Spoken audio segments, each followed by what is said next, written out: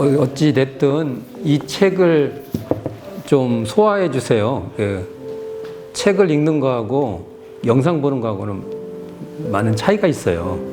그래서 여기 본문도 좀 읽어 주시고요. 가운데 경성 예외록은 안 읽어도 돼요. 이건 저 같은 사람이 하는 거예요. 그러니까 그래도 여기 앞에 나머지 부분은 좀 읽어 주시길 부탁드립니다. 책을 읽어 주셔야 이렇게 생각을 해요. 본인 생각을. 안 그러면 저는 이제 이 자리가 뭐 강의하는 시간이라 그런데 제 사고에 이렇게 뭐라고 볼까? 이렇게 색칠 안 당하지 않기를 바랍니다. 제가 말하는 말 처음에는 도움이 돼요. 그렇지만 그것을 스스로 이렇게 밟아가야지 그냥 제 말에 그런구나 해서 그냥 동의해버리면 안 돼요. 제 말도 의심하셔야 돼요. 의심하지 않으면 나중에 문제가 돼요. 이게 항상 의심한다는 건 이렇게 반대하는 게 아니라 그게 뭘까 하고 도인사님이 의심 가지라고 하잖아요. 그 말은 그것이 아닐 수도 있다는 전제가 있어요. 제 말이 아닐 수도 있는 거예요.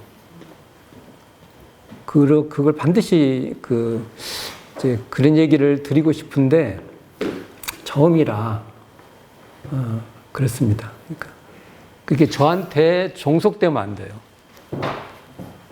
저한테 종속되면 안 됩니다. 종속된다는 건 내가 제 말이 설사 맞다고 해도 생각 없이 받아들이면 안 돼요.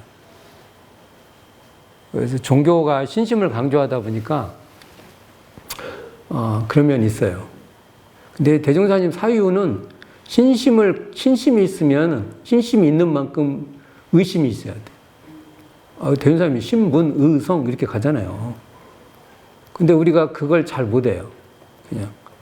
그래서 의심이라고 하면 또 막 그냥 거부해버려요. 그게 아니라 그걸 신뢰를 가지고 내 길을 가려고 하는 노력이 필요합니다. 그렇지 않으면 곤란해져요.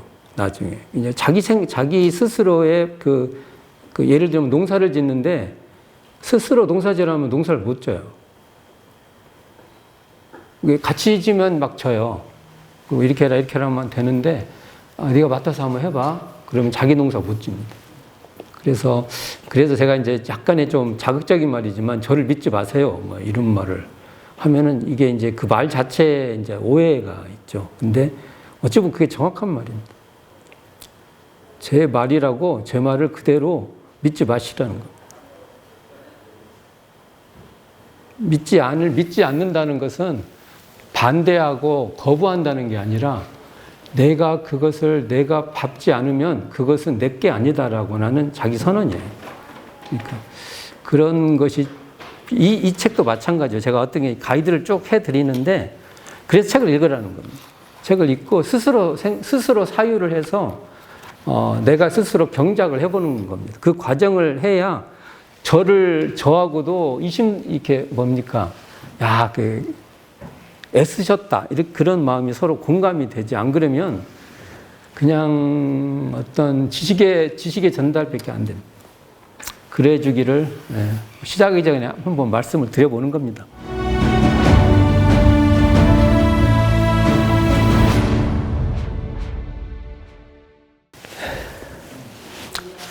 반갑습니다.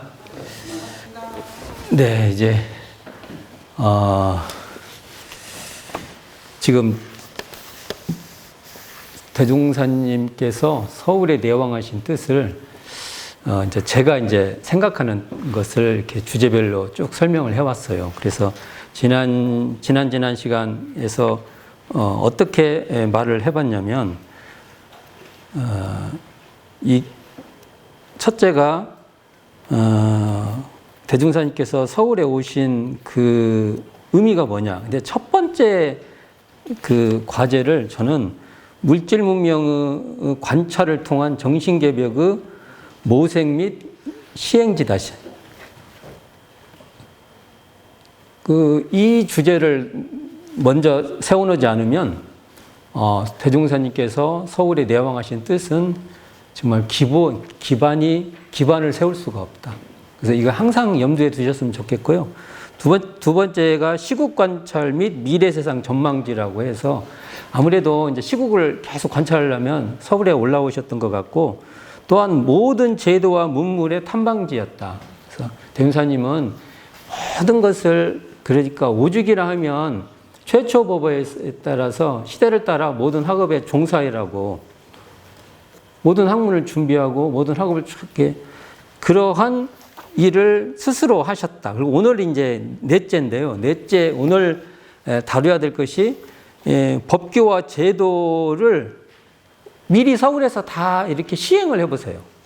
그리고 그것을 이제 다른 곳에 이렇게 시행하는 그러한 과정이 굉장히 많습니다. 그래서 오늘은 법규와 제도의 시연지로서 그 대종사님께서 서울 경성을 내왕하시면서 행하셨던 내용을 살펴볼까 합니다. 제가 법규와 제도도요, 물질의 세력입니다. 법규와 제도도 물질의 세력인데 이것을 과거의 물질과 다르게 앞으로 세대는 물질이 개벽되는 차원으로 전개됩니다. 여기에 이걸 이러한 법규와 제도도 잘 하기 위해서는 대종사님께서는 정신개벽을 해야 되는데 정신개벽이 정신의 세력이 확장될 때 이 물질을 한편으로는 선용하고 그와 동시에 그 물질의 세력을 항복받을 수 있다. 대종사님이 이게 물질을 바라보는 두 시각이에요. 한편으로는 잘 선용을 해야죠. 그렇지만 그 선용에만 머무른 게 아니라 또 한편은 그 물질의 세력을 항복시키려고 하고 항복시키기 위해서도 그때그때 물질을 잘 선용할 줄 알아야 된다. 이 두 가지, 그러니까 선용과 항복이 동시적이다. 이걸 백낙청 선생님께서는 근대 문명, 근대 자본주의를 한편으로는 적응하고 한편으로는 극복해야 한다는 이중과제 논의 많이 하는데 이러한 논의를 대종사님께서는 이 물질 문명, 정신 문명의 차원에서 한편으로는 정신 문명, 정신의 세력을 확장해서 물질을 잘 선용하는 한편, 또 한편으로는 동시에 물질을 항복받는 차원까지 가야 된다. 이런 걸 얘기할 때 과연 우리는 자본주의를 잘 선용하면서 또 한편으로는 자본주의라는 물질을 항복받을 수 있는 차원까지 가야 되는데 우리는 사실은 어찌 하다가 보면 자본주의라는 물질을 따라가기 바쁜 선용의 차원이 아니라 따라가기 바쁜 면이 있는데 그런 자본주의를 극복하려고 하는 차원에까지 과연 우리는 우리의 사유가 갈 수 있을까? 우리의 의지가 갈 수 있을까? 이게 대종사님의 저는 포부와 경륜이라고 봅니다. 자, 그렇다면 과연 물질과 제도라는 법규와 제도라는 이 물질의 세력을 대종사님께서는 어떻게 잘 선용하고 어떻게 잘 그걸 정신의 세력을 항복하면서나 잘 선용할 수 있는 것을 무엇을 제시했을까라고 살펴볼까 합니다. 첫 번째 나오는 것이 이 교재 52쪽입니다. 단원 매월 매일 성적조사를 서울 경성에서 첫 번째 시행합니다. 이게요, 우리가 현재 일기법과 관련이 있습니다. 서울은요, 그렇게 따지면 대종사님의 교법, 수행법 중 하나인 일기법의 첫 시행지입니다. 그래서 일기를 강조한다고 하면서 서울이라는 이 교화 현장에서 우리에게 이 일기법의 시행은 자부심이 있는 것이야. 이런 얘기가 안 나올 수 있습니다. 자, 보면 대종사님께서 이공주 구타원님께 원기 10년 음력 2월 20일에 편지를 보내요. 구타원님하고 그때 다 이제 편지를 내왕을 이렇게 해요. 그 내왕에서 이공주에게 그 일기 양식을 보내면서 이대로 해봐라라고 합니다. 그리고 이 그 보내는 일기 그 법식 있잖아요. 그 틀, 그것을 등서하여서, 그러니까 같이 경성 회원들이죠. 이 선원들에게도 같이 이렇게 전해주라고 이렇게 합니다. 그러니까 이게 얼마나 빠르냐면요. 사실은 우리가 처음에 이게 정기훈련, 상시훈련을 발표를 하고서 처음으로 익산 본관이죠. 총부에서 제1회 정기훈련을 하는데 이날이 음력 5월 6일이에요. 그러니까 편지하신 것이 음력 2월 26일이니까 벌써 한 두세 달 전에 구타원님한테 이렇게 해라고 하고, 그리고 또 원기 10년, 그러니까 원기 13년 1928년인데요. 8월 17일에 구타원님은 요 일기 양식 있죠. 이 양식을 우리 요즘 팜플렛 같은 것도 만들고 그러지 않습니까? 인쇄해서. 그걸 만들어요. 만들어서 9월 16일 예회 때 경성 회원들이 그러니까 창신동 회관에서죠. 회원들이 소태산을 모시고 이 일기 그 양식을 같이 해봐요.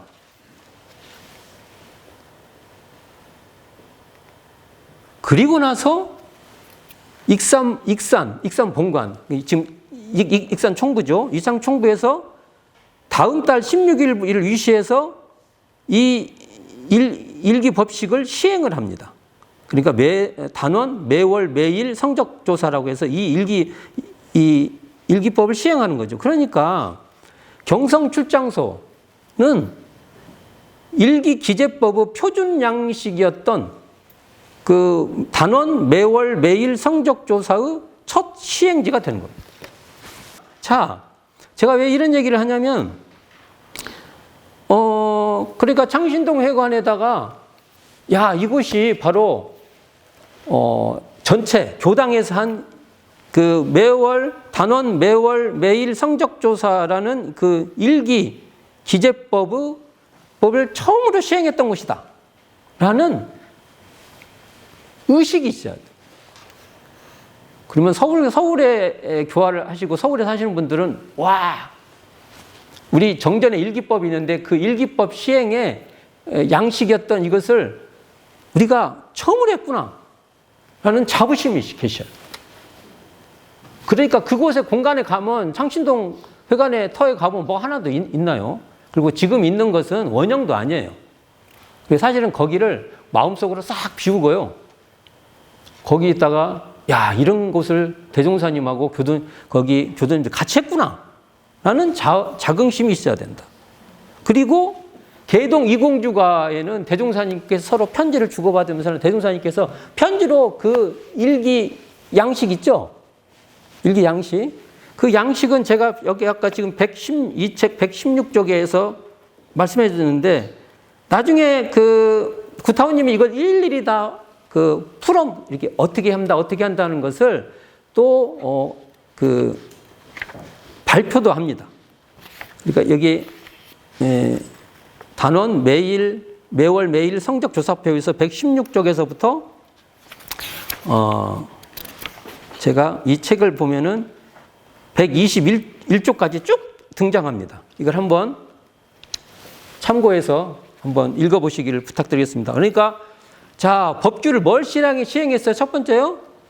단원, 매월, 매일 성적조사의 첫 시행지인데 이것이 현행 일기 기재법의 표준 양식인 건데 이것을 서울에서 했다. 그래서 정전 일기법을 볼 때마다 서울이 생각이 나야 돼. 서울 생각 안 나셨죠? 일기법 읽을 때. 네, 생각하셔야 돼요. 자, 두 번째. 지방 최초 상장 예식 시행지입니다. 대종사님의 그 혁신 중에 하나가 예법 혁신이 있어요. 대종사님께서 과거에 있던 예법들을 혁신시켰거든요. 그러니까 저희들은요, 이 예법의 혁신은요, 계속 진행형이 돼야 됩니다. 곧 예법 같은 경우는 고착화되면은 또 문제가 돼요.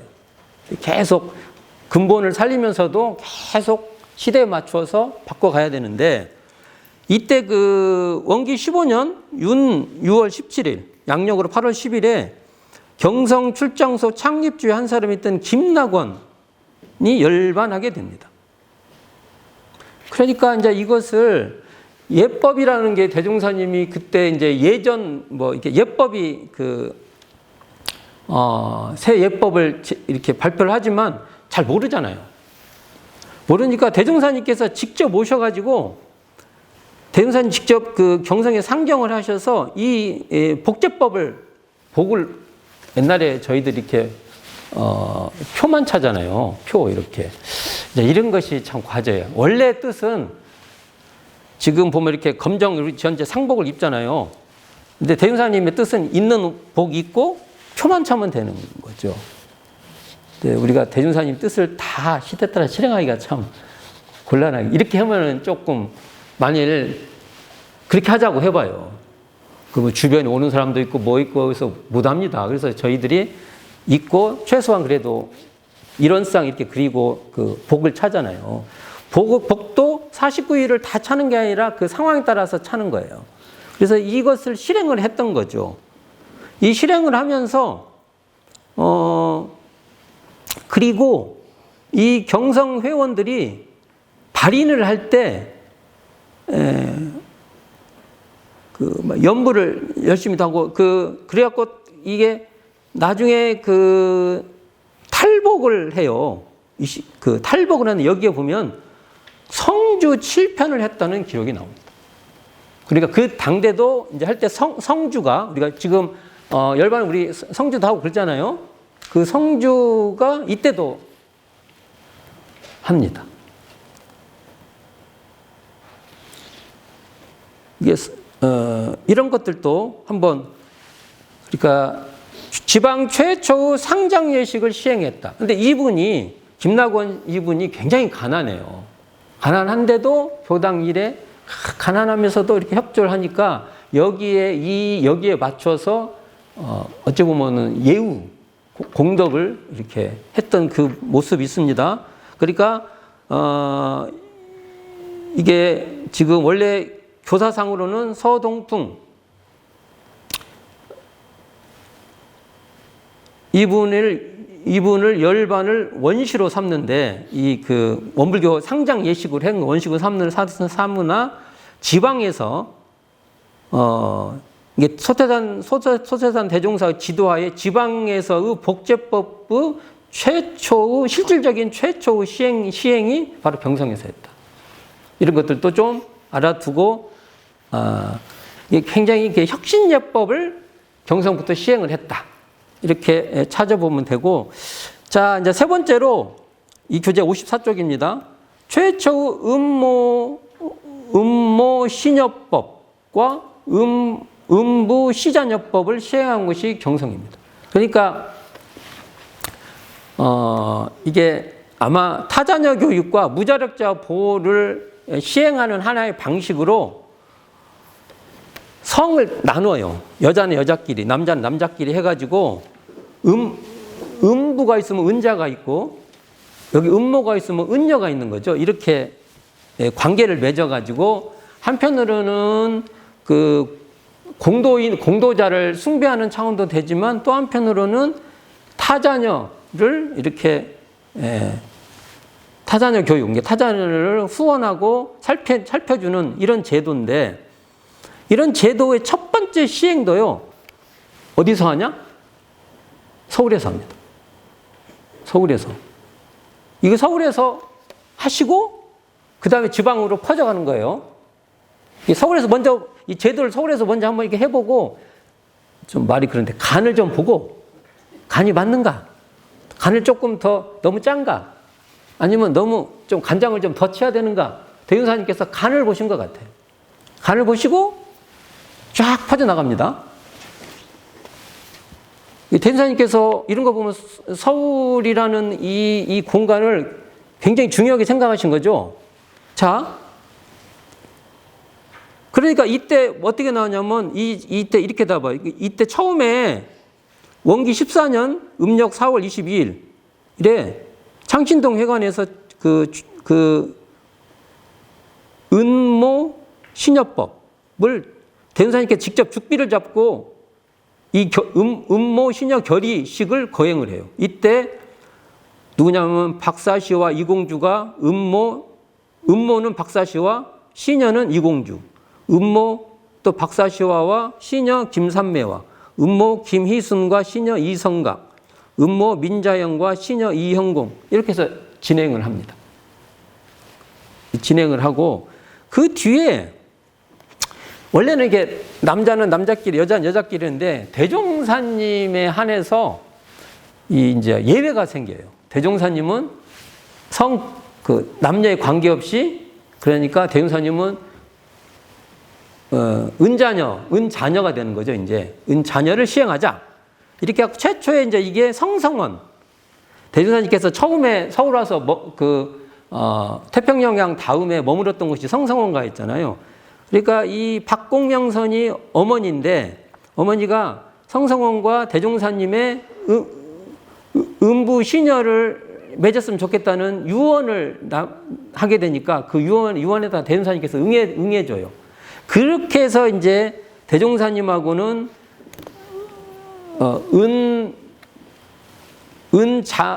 자녀가 되니까 다른 분들 그래서 이제 김영신, 조정건도 그때 같이 하자 해가지고 이 성성원, 김영신, 조정건이 소태단 대종사와 최초로 음부 시녀 결의를 맺게 됩니다.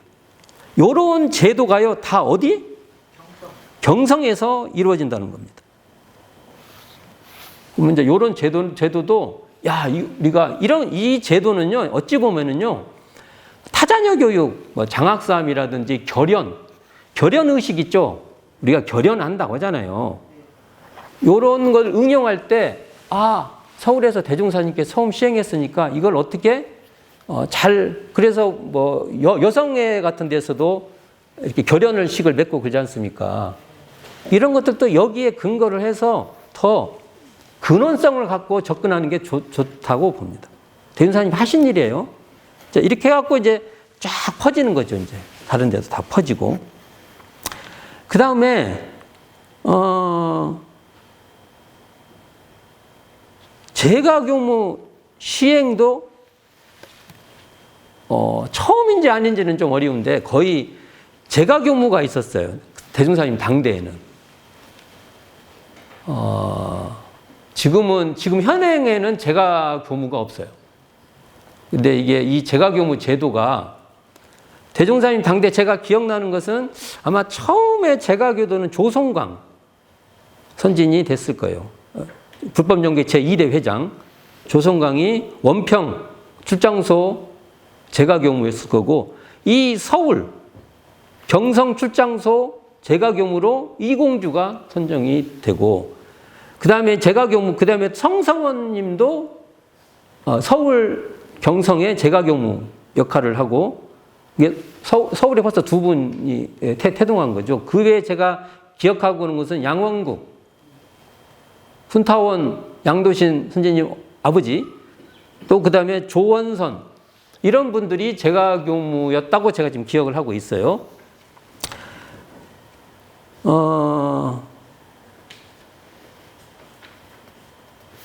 어찌 생각하세요? 이 재가교무도 그만한 역량이 있는 분을 재가교무 조건은 이렇습니다. 그러니까 내가 교당에 할 일은 다 하고 교당에 바라진 않아요. 이런 분이 재가교무가 되는 거예요.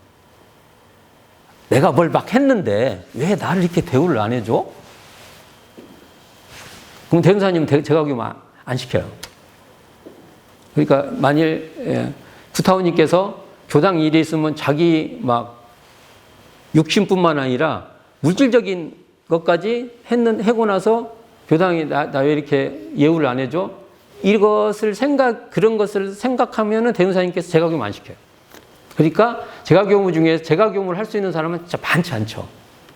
많지 않을 수밖에 없어요. 그 마음이 돼야 되니까. 이것도 서울에서 굉장히 중심적으로 두 분이 나왔잖아요. 두 분이. 그 역할이 있다. 심지어,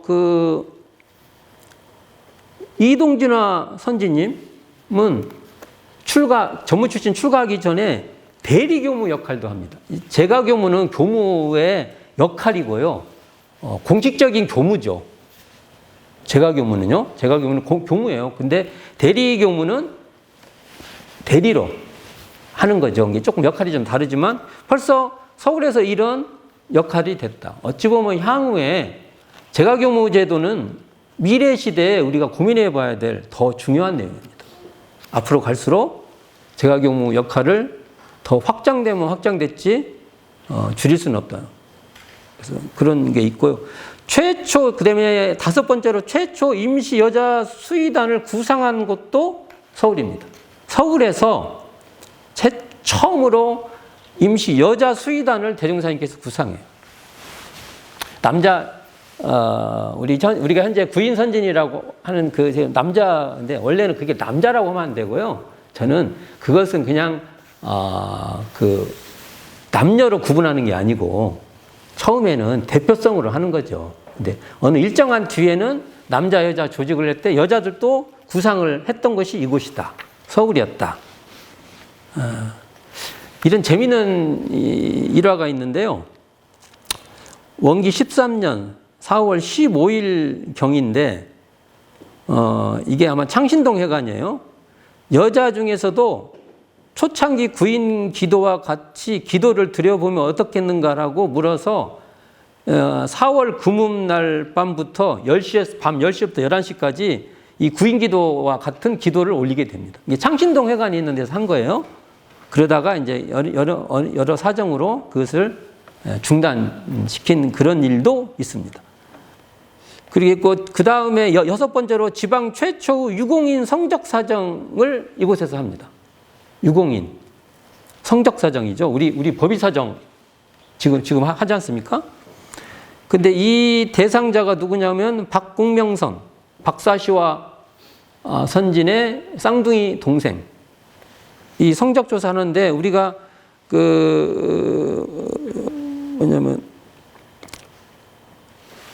본의 창립요론 11조 있어요. 거기에 맞춰서 이 성적조사 하는 것이 지금 기록에 남아 있어서 이 교재 56쪽에 보면 이렇게 나와요. 제3조 입교 후 시종여일건으로 7년에서 7갑. 제5조 계문 규약 준수로 7년에서 7갑.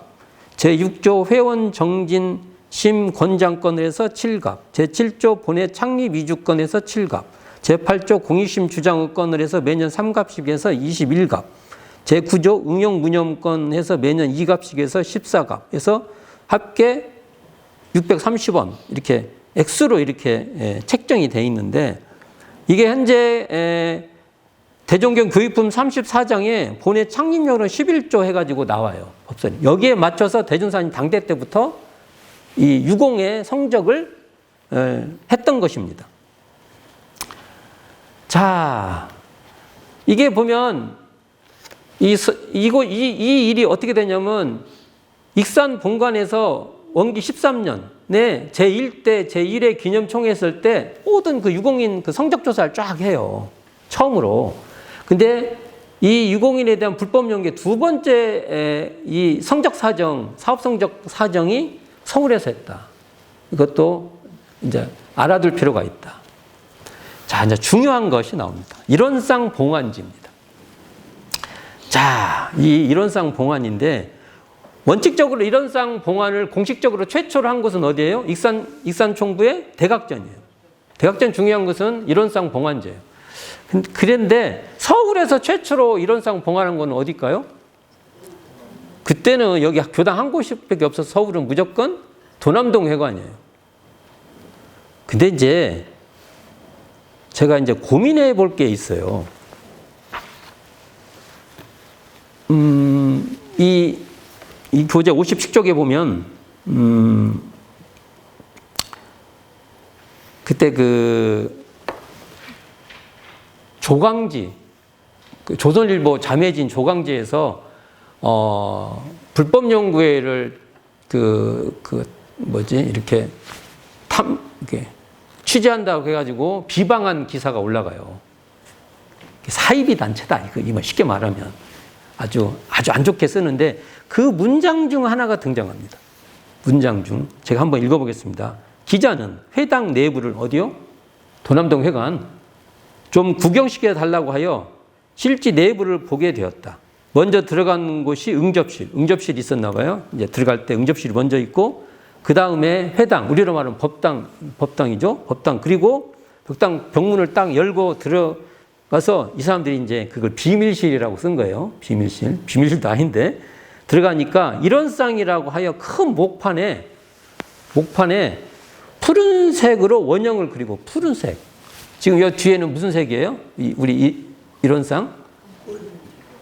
황금색, 금색이죠.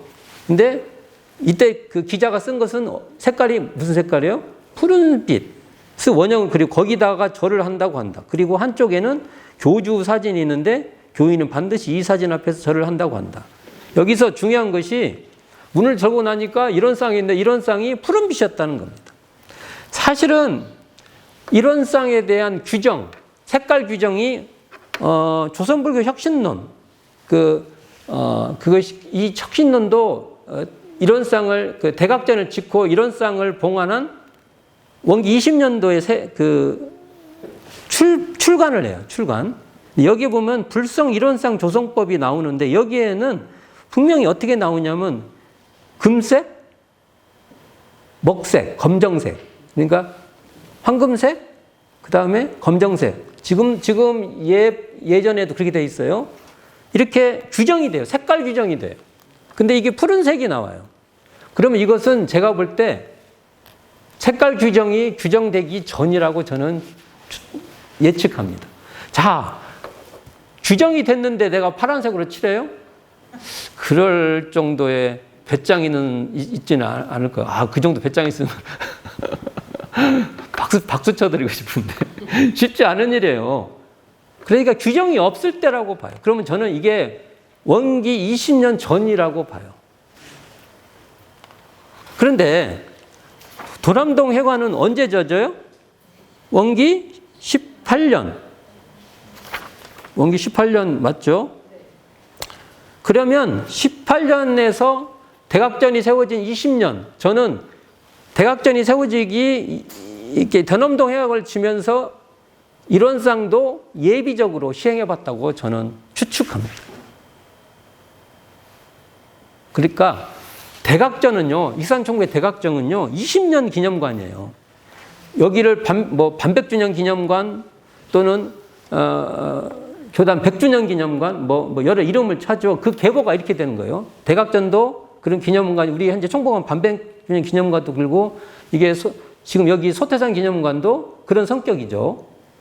그런 계보를 봤을 때 저는 이게 이제 확실한 그건 아니지만 이런 걸로 봤을 때 이 도남동 회관을 지으면서 이런 쌍을 예비적으로 시행해 봤다고 깊은 의심을 갖고 있습니다.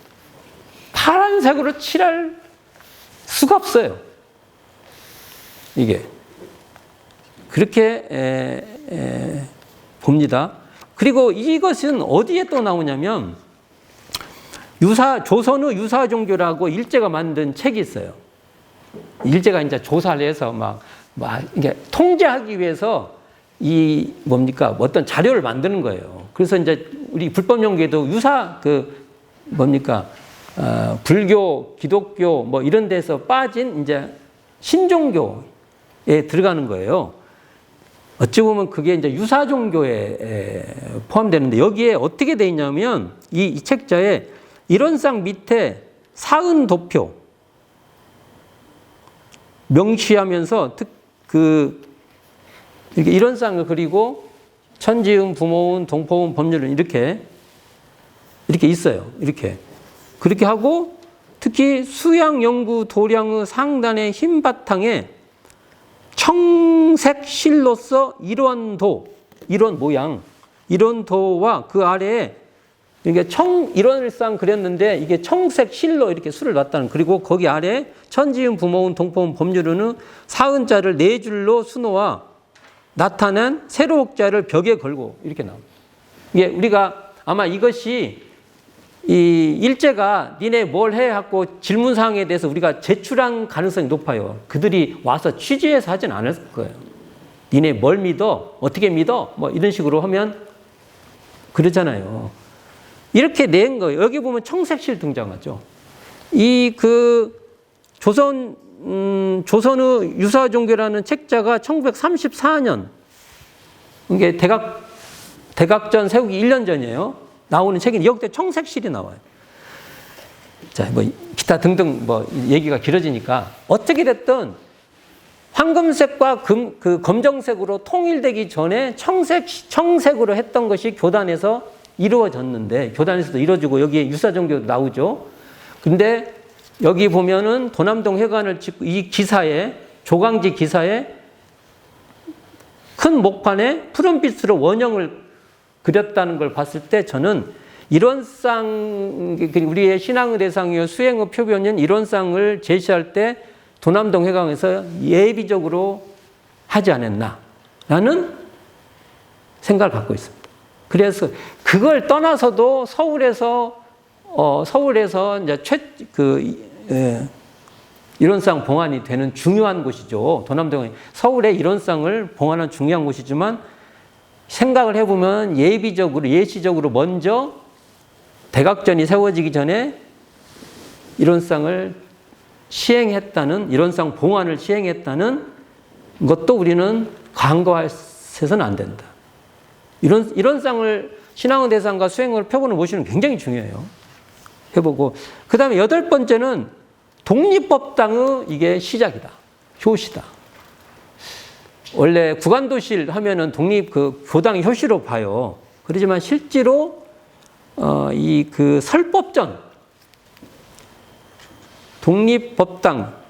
법당을 설법전이라고 합시다. 그게 더 정확하겠네요. 독립된 설법전을 마련한 것도 도남동 회관이 아마 처음으로 봐야 될 겁니다. 이 도남동 회관을 건축한 경험이 그대로 대각전으로 갑니다. 그래서 대각전 건축에는 도남동 회관의 건축의 그 경험이 녹아 있다. 이렇게 봐도 됩니다. 설법전이 있다는 건 뭐예요? 또 한편으로 생활관 있고 설법전 있고. 여기 보면 이 60쪽 보세요. 60쪽에 보면 이 사진에 보면은 기와가 올려 있는 것은 지금 설법전이에요. 나중에는 이것을 이제 뒤에 대각전이라고 하죠. 대각전. 그리고 옆에 초가집 있죠? 이게 생활관이에요. 이게 분리. 이 과정이 있습니다. 여기도 한번 여기 밑에 자긍시로 되어 있는 것도 한번 읽어보세요. 이게 제가 옛날에 이 책을 만들 때는 이 글자가 보였거든요. 요즘에 잘 안 보여요. 그래서 지금은 좀 글씨를 키울 걸. 자, 그리고 또 하나가 여기에 종각을 세워요. 종각. 지금은 우리가 종을 못 치죠. 그래서 종각이 과연 언제 때부터 세워졌을까 할 때 아마 이 도남동 회관이 처음이라고 봅니다. 종각을. 지금 전국적으로 초기 교단 아니라도 정산종사님, 종법사님 했었던 시대에 아울러서 종각을 보존한 데가 많지 않습니다. 왜냐하면 새로 건축하고 오면은 그래서 종각을 잘 보존할 필요가 있습니다. 그 양식 있죠. 이동을 시켜서라도 그게 공간에 어떤 지장이 있으면 그걸 이동해서 다른 공간이 있죠. 그래서 그걸 보존할 필요가 있습니다. 종을 세우려면 종각이 있어야 하잖아요. 이 종을 달려면. 그런데 이 종각을 세웠다는 것은 설법예의 한 양식입니다. 설법전이 있으니까 제가 설법전이 있다고 그러죠. 이제 설법전이 나중에 대각전으로 이름이 바뀌지 않습니까? 이게 설법을 하기 전에 설법을 하면 종을 쳤던 거예요.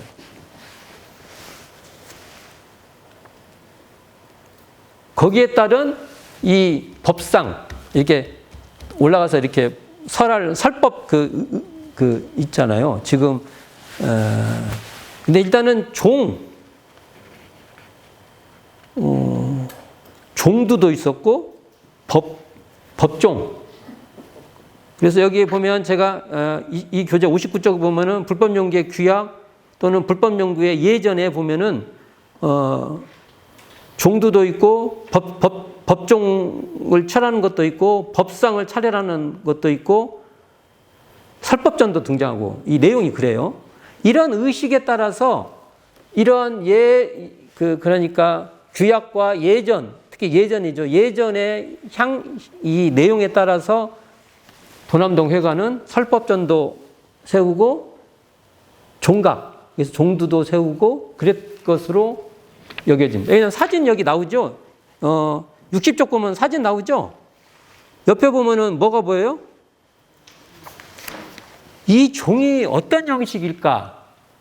할 때 저는 이게 좀 접하는데 교회종 같아요. 우리 여기 지금도 옛날 가다 보면 옛날 교회에 그 종탑이 있어요. 그 종 같아요. 거기 보면 밑에서 이렇게 당기면 땡땡 소리 나죠? 그 종으로 추정이 됩니다. 그래서 재미있는 예화가 있어요. 도남동 회관 건축위원회였던 오창건, 사산 오창건 선지님께서 종을 사러 종로에 가십니다. 가서 아무리 봐도 종 파는 가게가 종일 찾아도 없어요. 종로니까 종 팔 거라고. 우리 촌뿌냐. 사사님, 촌양반이야. 그래갖고 어디 갔다 왔냐고 물어보니까, 아니, 종로에 종사로 갔더니 없더만, 이제 이렇게 되는 거예요. 이게 일화가 있어요. 이런 일화를 보면은 종각을 세우려고 한 거죠. 어쨌든 종각을 세우게 됩니다. 근데 이 종도 결국은 일제시대 때 공출됩니다. 강제 공출. 이게 참 평화를 마음 공부를 위해서 쓴 것이 전쟁 물자로 바뀌는 거죠. 그래서 우리가 전쟁 물자는 우리는 전쟁 물자를 평화의 도구로 바꿔내는 작업이 굉장히 중요하다. 이런 얘기를 해봅니다. 그리고 이제 중요한 것이 교리강습회의 시초지가 바로 서울입니다. 서울 경성. 도남동 회관. 교리강습회는요, 대종사님 당대의 정기훈련 형태를 잠깐 살펴보면 동화선 형식, 3개월씩 3개월씩 하는 동화선 형식의 정기훈련이 있고요. 또 하나 이게 너무 길어서요, 단기선이라 해서 좀 줄여요. 단기선 형식의 정기훈련, 이게 이제 지방에서 많이 했어요. 그리고 또 하나는 그것도 어려우니까 교리강습회라고 해가지고 한 10일, 주로 10일 했는데 20일도 하고 하는데 10일. 교리강습회는 그럼 어떻게 돼요? 집에서 왔다 갔다 하는 거지 않습니까? 옛날 우리가 정기훈련을 할 때도 전부 다 이렇게 와서 숙식에 훈련만 하는 게 아니에요. 집에서 내왕하는 자유성객도 있었고요. 기간을 줄여서 참석도 하고 그렇게 있는데, 어쨌든 이 대종사님께서 경성 교리강습회를 시행을 합니다. 언제 하냐? 원기 21년 1936년 음력 5월 16일. 자, 원기 시창 해서 몇 년을 거기다 플러스 15를 더하면 서기가 나와요. 15를 더하는 걸 머릿속에 항상 두세요. 그래가지고 매일 저녁에 10일 동안 1시간씩 교리강습회를 했어요. 사은, 사막, 사요, 이렇게 쭉 강습회를 열었던, 이 강습회가 향후에 교화의 큰 방식이 됩니다. 근데 이러한 일도 교리강습회라는 이 법규도, 방법도 서울에서 시행을 해보고 대종사님께서 이제 지방으로, 다른 지역으로 확대시켜 갑니다. 그래서 교리강습회 하면은 서울 분들이 야, 이것은 우리한테 우리가 그걸 뭐라고 해요? 특허가 있어. 우리한테 잘 보여야 돼. 이런 서울 사람들이 오기도 부리셔야 되는 거예요. 그리고 서울에서 이런 교리강습회의 그 전통도 조금 전통이 있는 형식으로 활용할 필요가 있습니다. 변호사님이 처음 하신 일을 우리가 이 시대에 우리가 우리에 맞게끔 또 해보자라는 것도 해야 된다고 봅니다.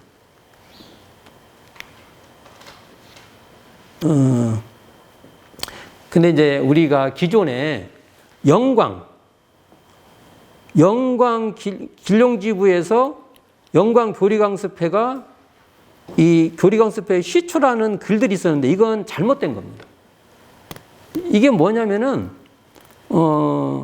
영광은요 모범적으로 잘했던 것이에요. 그래도 시초는 기록을 찾아보면 알잖아요. 시초는 서울 경성입니다. 그래서 교리강습회를 대종사님께서 이걸 어떻게 해야지 아까 감 맞춘다고 했잖아요. 그걸 하려면 서울에서 한 거예요. 서울 경성. 생각해 보면 청도에서 하면 익산 청도에서 하면 훨씬 조건도 좋고 좋을 판인데 왜 서울에서 하셨을까?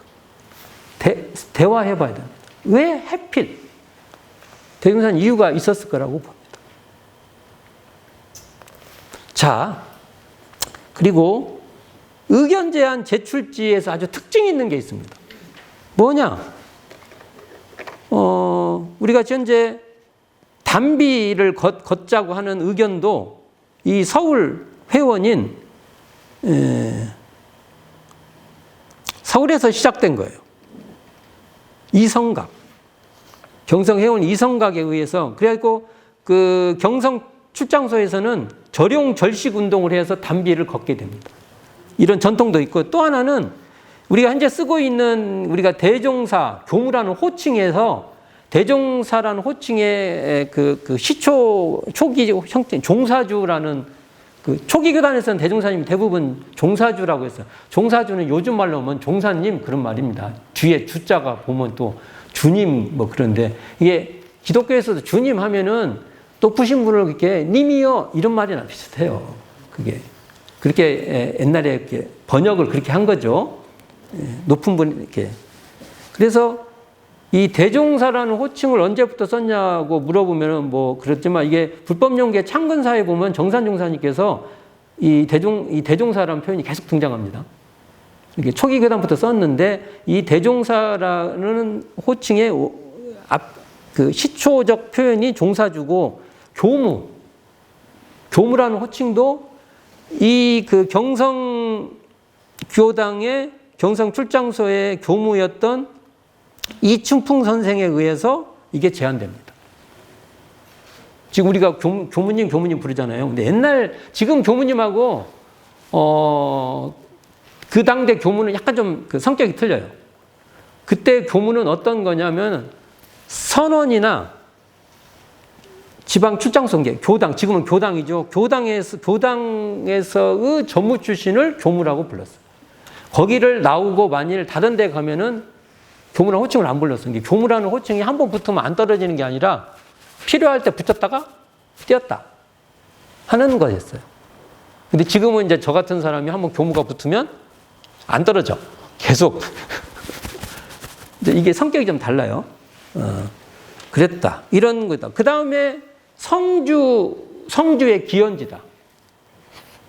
이건 정말 자랑해야 됩니다. 이런 것도 이게 문화적으로 잘 만들 필요가 있습니다. 잘 아시다시피 이제 구타원님, 이공주 선지께서 대전사님께서 수양을 어떻게 합니까? 이 말은 뭐냐면 그때 이공주 선지만이다 신여성이 했어요. 이게 나무아미탑을 나무아파라고 하면 다 노인들이 하는 거니까 그게 조금 마음에 걸리자니까 어떻게 합니까? 하니까 대종사님께서 이 거래각도 무궁화 보보이체 대성경 이 문구를 줘. 이건 할 수 있지 않냐. 연불 대신에. 그러니까 옆에 있던 성성원님이 저도 하나 주세요. 우리 그러잖아요. 저도 좀 하나 주세요. 그러니까 그래? 그리고 영천영지 영보장생 만세멸도 상동로 이걸 줘요. 그리고 이걸 나중에 이걸 합쳐가지고 영혼 청도를 위한 성주라고 하게 된 거예요. 그래서 이제 이걸 이 두 분만, 이공주와 성성원 두 분만 한 게 아니라 경성 회원들이 열심히 틈틈이 나올 때마다 연불 대신으로 많이 했던 건데 이게 나중에 이제 영혼 성주로 사용이 되죠. 그러니까 이게 성주는 사실은 기록으로 보면 성주 3편을 한 기록도 나오고 성주 7편을 한 기록도 나오고 그래요. 이게 총부에서도 그 뒤에 대중산 이걸 주시고 총부에서도 이 성주를 해요. 그리고 이게 앞에서도 논한 얘기 같이 김낙원 이분의 열반시 탈복할 때 성주 7편을 하게 되는 겁니다.